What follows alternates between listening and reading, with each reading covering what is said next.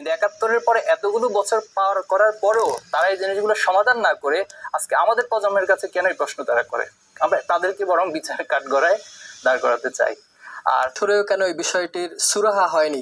আপনার কি মনে হয় যে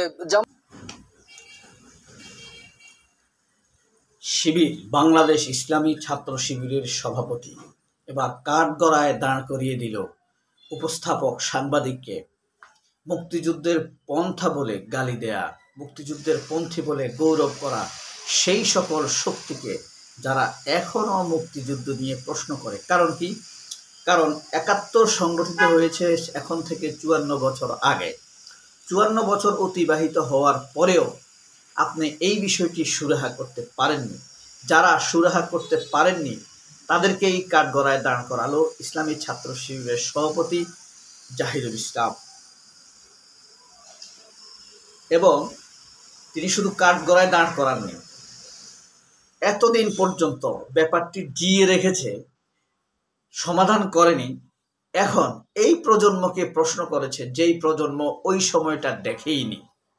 ওই সময়ের ব্যাপারে তাদেরকে পড়তে হচ্ছে, জানতে হচ্ছে বইয়ের পাতা থেকে অথবা শতবর্ষী কোনো মানুষের মুখ থেকে।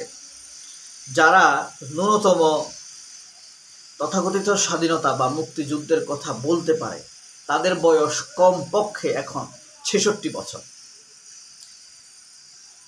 তাদের কাছ থেকে শুনতে হয়। অথবা যারা অংশগ্রহণ করেছে তারা এখন প্রায় মৃত্যুর দ্বার প্রান্তে, 75-80 বছর তাদের বয়স। তাদেরকেই কাঠগড়ায় দাঁড় করাতে হবে। দাঁড় করিয়ে দিয়েছেন অলরেডি জাহিদুল ইসলাম। দীপ্ত টিভিতে জাহিদুল ইসলামের একটি সাক্ষাৎকার প্রচারিত হয়েছে। এই টকশোটির নাম হট টক উইথ জাহিদ বা হট সিট। জাহিদুর রহমানের দীপ্ত টিভির হট সিটে জাহিদুল ইসলাম। এখানেই তিনি অনেকগুলো প্রশ্নের সম্মুখীন হয়েছিলেন। তাকে 19টি প্রশ্ন করা হয়েছে। সবগুলো প্রশ্নর উত্তর তিনি চমৎকারভাবে দিয়েছেন। সবাই যেমন হকচকিয়ে থাকে, হয়তোবা মুক্তিযুদ্ধের প্রশ্ন আসলে জাহিদের বিব্রত হয়ে যাবে, চেহারা খারাপ হয়ে যাবে, বুক জ্বলে যাবে, কিন্তু না, তিনি নতুন পাল্টা বয়ান দিয়েছেন। আমি সম্প্রতি খুব অবাক হচ্ছি, এর আগে খালেদ মহিউদ্দিনের কোনো একটা শোতে মঞ্জুল ইসলাম, ওনার আগের যিনি সভাপতি ছিলেন, তিনিও মঞ্জুল ইসলামকে সরাসরি মুক্তিযুদ্ধ নিয়ে একদম বয়ানে আঘাত করে দিয়েছেন। তিনি বলেছেন, এই বয়ান আওয়ামী লীগের বয়ান, আপনারা আওয়ামী লীগের বয়ান প্রচার করছেন, ভারতের বয়ান প্রচার করছেন। মুক্তিযুদ্ধ নিয়ে আমরা জানি না, আমাদের জন্ম তখন হয়নি। তখন খালেদ মহিউদ্দিন রেগে গিয়েছিল, এসব তো আমি পছন্দ করি না, মানে একটা প্রতিপক্ষ হয়ে গিয়েছিল। খালেদ মহিউদ্দিন কখনো নিরপেক্ষ সাংবাদিক নয়। যখন সে তথাকথিত উপস্থাপনার নামে সাংবাদিকতার সিটে বসে, তখন সে একটা পক্ষ বা প্রতিপক্ষ হয়ে যায়। তার আদর্শের আলোকে সে অন্যকে সবসময় প্রতিপক্ষ ভাবে। জাসদ করা লোক তো, যে কারণে তাকে এই পদ্ধতি অবলম্বন করতে হয়। যাই হোক, দীপ্ত টিভির এই উপস্থাপকের নাম চৌধুরী সাকেছপ সাকিব। নাম বুঝছেন? চৌধুরী সাকেছপ সাকিব। সাকিব ডাকনাম, সাকেছপ, তালিবর্ষ আকার সা কয়েকার ছ প, ছাগলের ছ প, চৌধুরী সাকেছপ সাকিব। তো সে সবসময়ই নিজেকে একটু হট জার্নালিস্ট হিসাবে বিবেচনা করতে পছন্দ করে, মানে অ্যাগ্রেসিভ জার্নালিজমটা সে পছন্দ করে। এ কারণে তাদের সাংবাদিকতার নামগুলো দেখলে বোঝা যায়। তবে হ্যাঁ, একটা জিনিস স্পষ্টতর, বাংলাদেশে আসলে এখানে সব পার্শিয়াল না, পার্টিয়াল। একটু একটু সাংবাদিকরা পক্ষপাতিত্ব করতেই পারে, এটা এমন দোষের কিছু না। এটা আমেরিকাতে হয়, রাশিয়াতে হয়। আর পার্টিয়াল যেটা একদম পার্টি করে সরাসরি। বাংলাদেশের সাংবাদিকদের 90% এসেছে আওয়ামী লীগ থেকে, আর 4% এসেছে সিপিবি থেকে। ওই 90% মাঠে ময়দানে দৌড়ায়, এই উপস্থাপনার নামে জলজান্ত বিব্রত করে, ভুল তথ্য উপস্থাপন করে আর মানুষকে আক্রমণ করে। আর যে 4% সিপিবি, এরা হইল নেতৃত্বে, এদের নাম কেউ জানে না, এরাই হইল এই সাংবাদিকতার ইন্টেলেকচুয়াল, এরা হইল প্রডিউসার, কন্টেন্টের নির্দেশনদাতা অথবা মিডিয়ার মালিক এবং সরাসরি হেড অফ নিউজ হিসাবে বসে আছে ক্ষমতাবান চেয়ারে। আর যেগুলো সরাসরি ছাত্রলীগ থেকে এসেছে তারা এখন ধরেন মিডিয়ার বিভিন্ন জায়গার ম্যানেজার, ভালো উপস্থাপক, স্টার হিসাবে বিবেচিত, যেমন জয় মাহমুদ, যেমন নিকোল, হ্যাঁ, খালেদ মহিউদ্দিন, জাসদ করা, সে সিপিবি করে না, সে জাসদ করেছে, এভাবে বিভিন্ন জায়গায় আসে। আর যারা একদম সিপিবি থেকে এসেছে তারা এখন যেমন আপনার ছাত্র ইউনিয়ন থেকে এসেছে প্রথম আলোর সম্পাদক মতিউর রহমান সরাসরি, হ্যাঁ, আতিকুল্লাহ খান মাসুদ জনকণ্ঠের, এরা হইল গুরু, ঠিক আছে।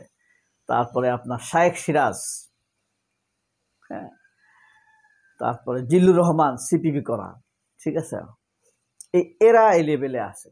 তো জাহিদুর রহমানকে যেই সকল প্রশ্ন করা হয়েছে, শিবিরের কাঠগড়ায় দাঁড় করিয়ে দিয়েছে সাংবাদিককে। জাহিদের সাক্ষাৎকার, বিতর্ক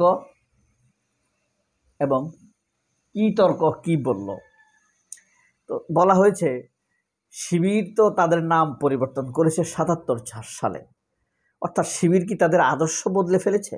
জাহিদ বলেছেন না, আদর্শ ঠিকই আছে। আবার বলেছে ঢাকা বিশ্ববিদ্যালয়ের শিবিরকে ভিন্ন রূপে দেখা গিয়েছে, তারা নিজেদের নামে প্যানেল দেয়নি, ঐক্যবদ্ধ শিক্ষার্থী পরিষদ নামে প্যানেল দিয়েছে। তাহলে কি শিবির শিবিরের জায়গায় নেই? শিবির কি পর্দা করতে বাধ্য করে না? আমরা শুনেছি শিবির পর্দা প্রতিষ্ঠা করতে চায়। এখানে জাহিদ চমৎকার জবাব দিয়েছেন। তিনি বলেছেন শিবির পর্দা প্রতিষ্ঠা করতে চায় মানুষের মধ্যে অনুভূতি জাগ্রত করার মাধ্যমে। জোর করে কাউকে সে বোরকা পরাতে চায় না, জোর করে হিজাব নিকাব পরাতে চায় না। মানুষের মধ্যে ধর্মের প্রতি অনুভূতি সৃষ্টি করা এবং এটা মঙ্গলময় তাকে বুঝাতে পারার মাধ্যমে সে নিজের উদ্যোগেই আপনার উচ্ছৃঙ্খলতা পরিহার করে পর্দাকে বা বোরকাকে অথবা নিকাব হিজাবকে বরণ করে নিবে। ঢাকসু ইলেকশনের মাধ্যমে সেই পরিবেশ তৈরি করে শিবির প্রমাণ করেছে তারা কাউকে জোর করে পর্দা পরাতে চায় না। ডাকসু বিজয় নিয়ে প্রশ্ন করা হয়েছে, এত টাকা তারা পেল কোথায়? শিবির বলেছে এত টাকা আমাদের খরচ হয় নাই। আপনি যেটা শুনেছেন সেটা রিউমার, গুজব। এবং প্রতিমধ্যে প্রায় প্রতিটি প্রশ্নেই উতরে গিয়েছেন জাহিদ। আমি মনে করতাম জাহিদ নরম প্রকৃতির, খুব একটা প্রশ্নের মুখোমুখি হতে পারে না, কিন্তু তিনি ঠান্ডা মাথায় চমৎকারভাবে উত্তর দিয়েছেন। আসলেই বয়ান তৈরি করার আরেকজন হাতিয়ার পাওয়া গেল। এর আগে শিশির মনির দুর্দান্তভাবে বেচুয়া সাংবাদিক, আওয়ামী বয়ানধারী, আওয়ামী লীগের পুনর্বাসনকারীদের একজন নিকোলকে চরমভাবে ঠেকিয়ে দিয়েছেন। নিকোল অতিরিক্ত মুক্তিযোদ্ধা করে সাংবাদিক, গত 1 মাস হয়ে গেছে নিকোল এখন আর কাউকে মুক্তিযুদ্ধ নিয়ে প্রশ্ন করে না। শিশির মনির বলে দিয়েছে যে আপনি আমাকে এই প্রশ্ন করাটা অন্যায়, মানবাধিকার লঙ্ঘন করা, যেই অপরাধ আমি দেখিনি, আমার 10 বছর আগে যে অপরাধ সংগঠিত হয়েছে সেই বিষয়ে আমাকে প্রশ্ন করা, আমার উপরে জুলুম করা অপরাধ, আমাকে সরি বলতে বলা, আপনি একের পর এক অন্যায় করে যাচ্ছেন। এরপর থেকেই নিকোল থেমে যায়। তবে এভাবে সে কতদিন নিষ্ক্রিয় থাকবে তার এজেন্ডা থেকে, ইন্ডিয়ান এজেন্ডা থেকে, সেটি দেখার বিষয়। সবাই অনেক ভালো থাকবেন, আল্লাহ হাফেজ। যারা জাহিদের সাক্ষাৎকারটি, এই উদীয়মান উচ্ছল তারুণ্যদীপ্ত নেতার সাক্ষাৎকারটি দেখেছেন তারা কমেন্ট বক্সে জানাবেন। সবাই অনেক ভালো থাকবেন, আল্লাহ হাফেজ, আসসালামু আলাইকুম।